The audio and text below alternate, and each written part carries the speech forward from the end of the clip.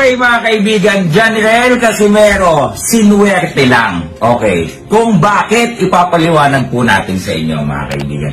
Okay, syempre nga po nagdidiwang po ang Kangkong Nation sa pagkapanalo po kanina ni Janriel Casimero. Okay, so isa-isahin po natin bakit ko po sasabihin sinuwerte lang siya.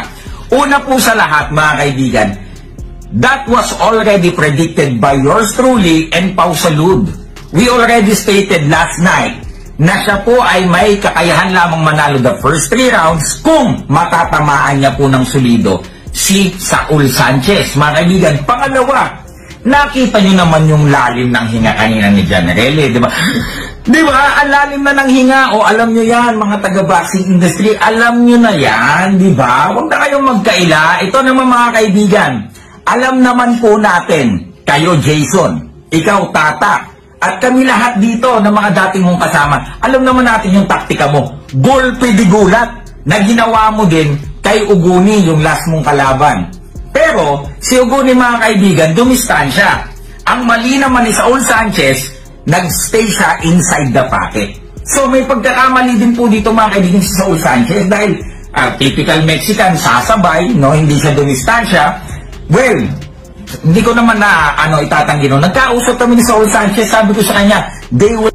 Kung pagbabasihan mo yung activity, kahit na sino po na active fighter ang makakalaban ng isang merong 1-year layoff, tapos may laban ng ensayo lang ng isang buwan, tatalunin po siya ng active fighter. Kung hindi po kayo naniniwala sa akin, it's fine. Okay, magtanong po kayo sa mga ibang mga boksingero o mga ibang boxing personalities, itanong nyo po yan para po kayo maliwanagan ko. Kainig po namin, wala siyang matinong sparring partner. Ang sparring partner niya yung mga 4-rounders lang doon sa Animal Resort, mga kaibigan. So I don't think he can handle the pressure, the effectivity, the activity of Saul Sanchez, who is actually active all year long, at meron pong pamatay na body shot at isang malakas na left hook mga kaibigan.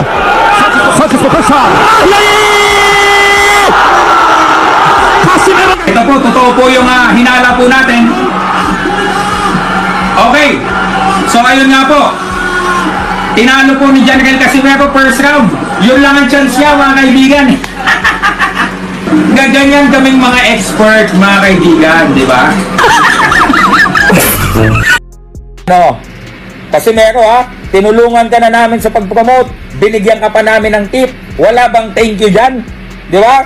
Yan, napatunayan na naman pong muli na ako po, si Silver Voice TV at si Pau Salud ay talagang mga eksperto sa larangan po ng boxing dahil ang aming pong prediksyon ay nangyari mga kaibigan. Ang aming pong prediksyon, first 3 rounds, ang chance po ni Casimero na manalo by knockout. Yun lang po ang kanyang pagkakataon upang manalo.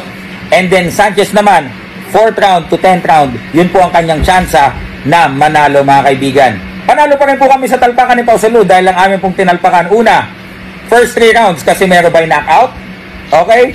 Second, 4th to 10th round, Sanchez by knockout.